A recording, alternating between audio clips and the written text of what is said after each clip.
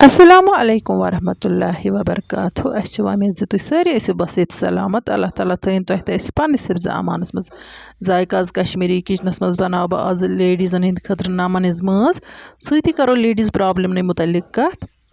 Maz banana bapat ch me gor zorat me do vain banaw yapari kini gorch mithai te.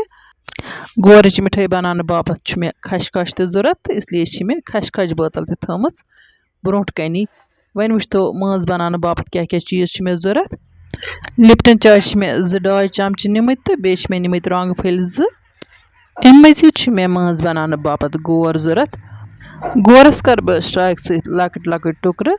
तिकाज पत अत आसानी गसान अत ज्यादा time लगान कह तो मज त गि दस्ती तैयार वारियो लेडीजो मे सवाल कोर्मुत अ कंसीव गसान कि अम बापत बोज तो खास नुस्खो यह नुस्खो ओन मे तुहद बापत तब नवे मज तह तोल अश्वगंधा अन तो सह अड़िस लीटरस आबस मज पाकवन तो अड़ लीटर आबू गस तत चूरम हिस्स रोजन तूता सह बॉयल करन अत त्रावन चमच गेव गेव गस आसन गो ददुक प्योर गेव तो चमच त्रावन अत माश तो चमच अत त्रावन नाबद अम मजीद अत पाव दोद त रलावन युथु तह माहवारी हिंद दह कंप्लीट गसन तो तह यह नुस्ख शुरू कर तो रेत किस रेतस चोन यीतिस कलस ब्या माहवारी वात तो माहवारी हिंदन दोहन मज यह चोन कह तो माहवारी हिंद दह गसन कंप्लीट तो बे यह रिपीट कर इथे कन रोज तो चवान यीतिस कलस अल्लाह ताला तह हल मुश्किल कर तुम वो गोर लिप्टन चाय तो रोंग कित त्रे मे पतलस मज तो मजस थोमस प्याल यह थो फिलहाल साइडस कुन तिकाज मे गोरच मिठाई त बनावन तम बापत करो गोरस लकुट लकुट सती वनो PCOD वालन ते नुस्ख पॉलिसिस्टिक ओवरियन डिजीज आजकल आम लेडीजन मज लबन दरअसल अमुक वजह आसान ज लेडीजन मज हार्मोनल इम्बैलेंस आसान इमन लेडीजन बुथिस पे पिंपल्स नेरान बुथिस दाग पेवान तो मस्तस पे तो असर पेवान तो बेमन बुथिस पे अनवांटेड हेयर ग्रोथ ते नमोदार आसान सपद्योमुत अमे अलाव इथन मरीजन ओवरवेट ते हेकान गसित तह अलसी का सीड 300 ग्राम अन यह अलसी हंद ब्योल बन तह कुन जाय आयुर्वेदिक दुकान पे यह ताव मज तवन तवित अत बनावन पाउडर पाउडर बन थवन अकिस बोतल मज अम मजीद तह अन नमक जैतून तो बे अत मज कर सोडर इस्तेमाल यह सोडर चाय त्रावान अम पत् तह अकिस गिलास गर्म आबस मज त्रावन यह अलसी पाउडर चमच नमक जैतून चुटकी त्रावन तो सोडर हज चुटकी त्रावन तो अत ब्या आब गिलास सकुशन रलावन यमे आब गिलास तह रोजान चेन अल्लाह ताला बख्शन तह सारे बेमारन शफा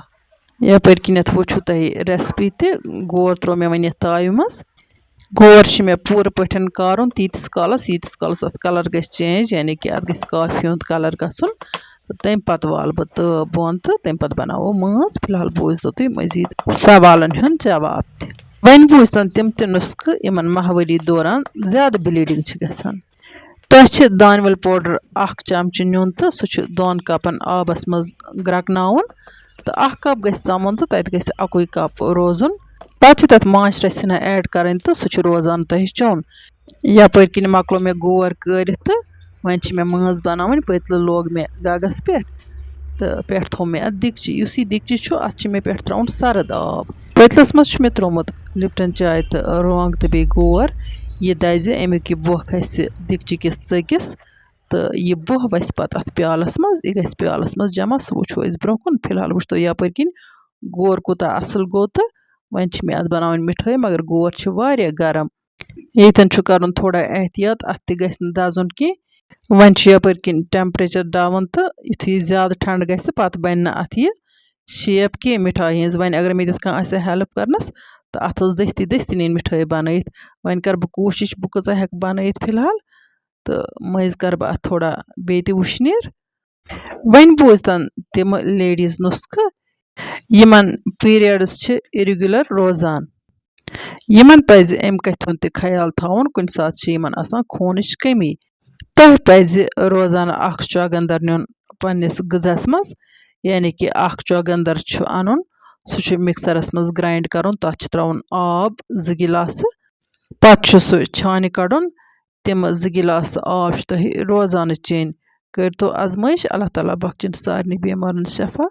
तो यमन औलाद छु तिमन करिन औलाद ते अता यपर किन छस ब मिठाई बनावान यहो लेडीजो छु सवाल कोरमत जे अस बच लकुट यानी कि कह रेतन हुंद छु तो अमिस छु कब्जी तो माज ते छु कब्जी अमिस शीर खार बच सज माज पज खेनस चेनस मज परहेज करुन सु चीज खन युस बचस वाये अम मजीद गछ ये बदियान चमच बॉयल करुन आबस मज सुई आब कप गछ सुबह सुबह रोजान चोन यह वात बचस ते माज हिंद दद के जरिए तो यमन दनवनी गछ कब्जी हिंस प्रॉब्लम दूर कहो लेडीजो मे सवाल कोरमुत जे अस डिलीवरी गमज तो वन कमरस दाग आसान यह दाग रोजान कुन टाइमस वन गो बह पाव तह यह कथ याद जे लोसन निशास्त दिवान तथ कह दवा त्रावन निशास्त बना आयुर्वेदिक दुकान पे तति तिमन वन कि मद सख कंबर कश तो बे तम कह दवा आसान तम जड़ी बूटी दवा तन तो पे तम पीसन तो अख चुटकी त्रावन रोजान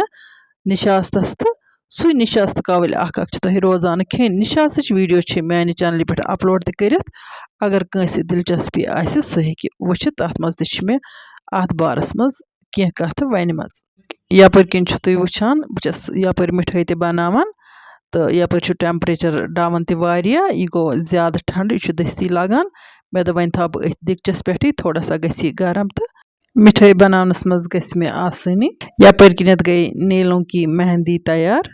माशा वन वाल बह पतल गग पे बोन तो यह थवन बह फिलहाल होकुन शहलान बापत तुम वुचु लिप्टन चाय गोरस तो दोन रंगन क्युत ٲरक द्राव प्लेटस मज मे त्रोमुत 8 चमच खंड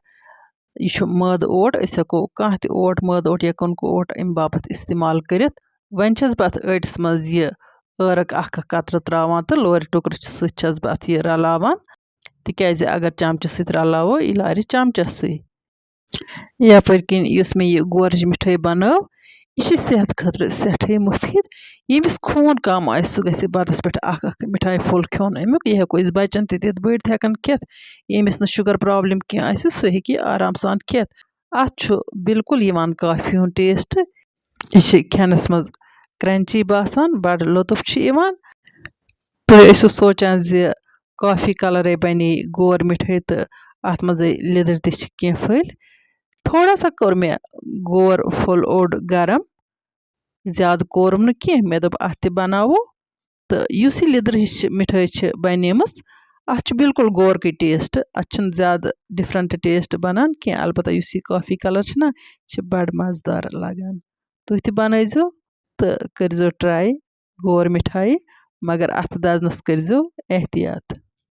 यपर किन कर मे माज तैयार तो माज किस लगे तो सह वुचु तुम इंशाल्लाह आयंद वीडियोस मज तम सात मे माज लगित तो फिलहाल खेम बह मिठाई पीस जोरा यमन कर बह टेस्ट माशा मिठाई गमज बड़ स्पेशल बस तह सारे विवरन हूँ सठे शुक्र गुजार जे तुम मेन वीडियो लाइक करान तो पन्न सतन सो शेयर करान वन यमो ना वनुक ताम सन चैनल सब्सक्राइब करम तम कर चैनल सब्सक्राइब यम फेसबुक पेजस पे वुचान तम कर फेसबुक पेज फॉलो इंशाअल्लाह रहमान यमो नईस वीडियोस मज तुहद बापत नव डालित तोताम तुह तो अल्लाह ताला हवाल अल्लाह निगहबान।